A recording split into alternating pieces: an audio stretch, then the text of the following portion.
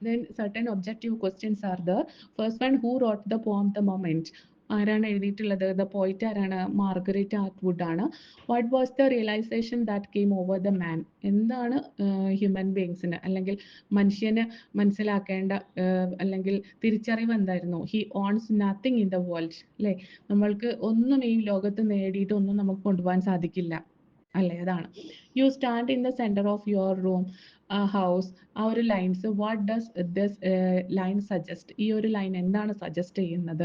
It suggest the hard work and man put in and the material achievements he made. അല്ലേ? അവന് ജീവിക്കാനും അവന് ownership ചെയ്യാനും വേണ്ടി ഒരുപാട് കാര്യങ്ങൾ അവൻ അച്ചീവ് ചെയ്തെടുക്കുന്നുണ്ട് അല്ലേ? ഹാർഡ് വർക്ക് ചെയ്യുന്നുണ്ട് അല്ലേ? അതിനെയാണ് അതിൽ മെൻഷൻ ചെയ്തിട്ടുള്ളത്.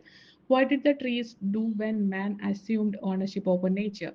മനുഷ്യന് ഈ നേച്ചറിനെ ഓണർഷിപ്പായിട്ട് ഓണർഷിപ്പിലേക്ക് കൊണ്ടുവരാൻ ശ്രമിക്കുമ്പോൾ ട്രീസ് എന്താണ് ചെയ്യുക എന്നുള്ളതാണ്. The trees unloosened their soft arms. അല്ലേ?